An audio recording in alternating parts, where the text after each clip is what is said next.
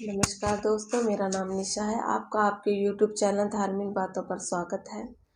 मैं यहाँ पर धर्म से जुड़ी बातें, अध्यात्म से जुड़ी बातें और ज्ञानवर्धक कहानियाँ आपके लिए लेकर आती हूँ।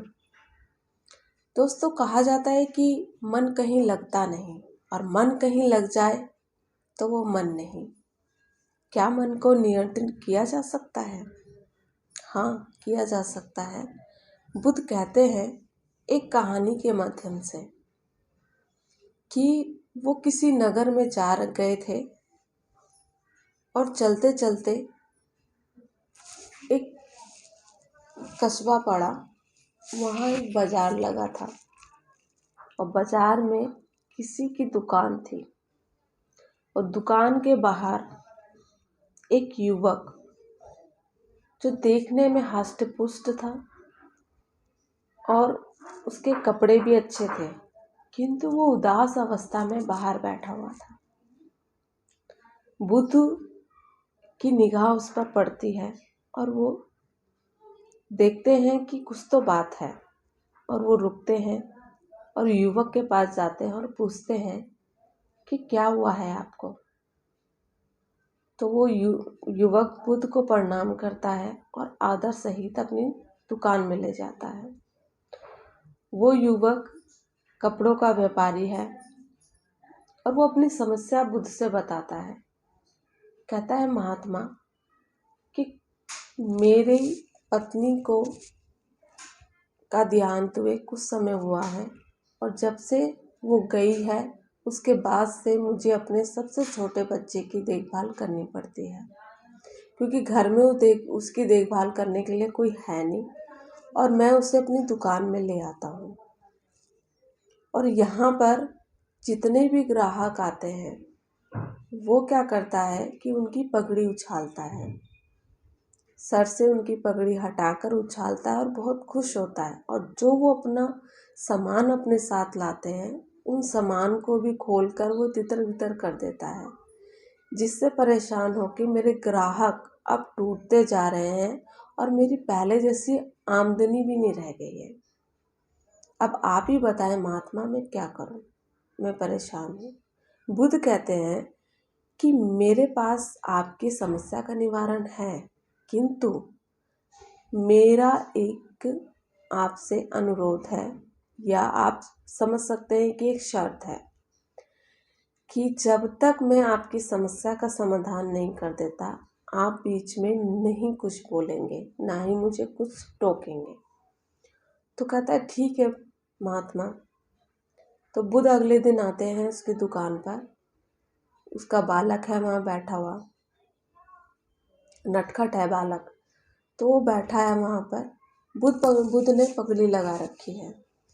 अब वो बुद्ध को देखता है बालक और उनकी पगड़ी पकड़कर उछालकर फेंक देता है और बहुत खुश होता है, तालियां हो जाता है। अब बुद्ध भी क्या करते हैं, वो भी खुशी दिखाते हैं कि अच्छा काम किया। बुद्ध कहते हैं कि ठीक है बालक, आपने पगड़ी को उछाल के फेंकी, अब ये वापस लाओ, हम फिर लगाते हैं, फिर उछाल के फेंकते हैं। ऐसे 3-4 बार बुद्ध करते हैं और बालक बार बार उठा के लाके बुद्ध के सर पे रखता है। बुद्ध फिर वो उछालता है, दोनों खुश होते हैं। तो युवक सोचता है कि ये क्या हो रहा है, इससे तो कुछ भी नहीं होने वाला। फिर बुद्ध अगले दिन आते हैं। वो अपने हाथ में लकड़ी और कुल्हाड़ी लेकर आते हैं। लकड़ी एक तरफ रखकर बच्चे को कुल्हाड़ी पकड़ाते हैं और कहते हैं, बालक, आज ये काम करना है आपको इस कुल्हाड़ी से लकड़ी पर मारना है, इसे काटना है। अब वो युवक कहता है कि मेरा बच्चा छोटा सा है। युवक भयभीत हो जाता है कि कहीं मेरे बालक को इससे चोट ना लग जाए, बुद्ध ये क्या काम करा रहे हैं मेरे छोटे से बच्चे से। तो एक बार को वो बुद्ध को बोलने को होता है कि कहीं इस भय से कि मेरा बच्चा छोटा है, लेकिन उसको ध्यान आता है कि मैंने बोला था कि मैं बीच में कुछ रोकूंगा टोकूंगा नहीं। बालक उसमें लगा रहता है, कुछ समय तक कुल्हाड़ी जैसे तैसे धीरे चलाता रहता है वो थक जाता है, फिर बुध भी वहाँ से चले जाते हैं। फिर ऐसे अगले दिन दूसरा काम लेके आते हैं। ऐसे निरंतर वो 7 दिन तक नया काम लेकर महात्मा आते हैं बालक के पास, उसमें उस नए काम में उसको उलझाने के लिए।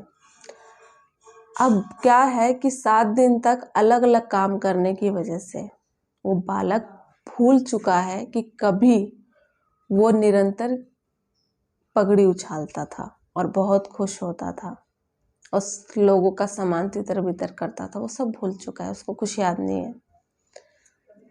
तो कहने का तात्पर्य है कि अर्थ ये है कि हम, कहने का अर्थ इस कहानी के माध्यम से ये है कि मन को नियंत्रित किया जा सकता है, उसको हम कंट्रोल कर सकते हैं। अगर हम मन को नियंत्रण में नहीं रखेंगे तो मन का काम है, मन हमें नियंत्रण में रखेगा। इसलिए मन को नियंत्रण में रखना अति आवश्यक है और हम उससे अपने मन मुताबिक काम करवा सकते हैं, उसे एक नई दिशा दे सकते हैं।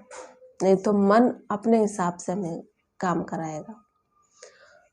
और महात्मा की बात उस युवक को समझ में आ गई कि मुझे अब कैसे अपने बच्चे के आगे पोषण करना है, उसकी देखभाल करनी है और कैसे मुझे अपनी दुकान भी चलानी है। इस कहानी के माध्यम से कि मन को कैसे नियंत्रण में किया जा सकता है।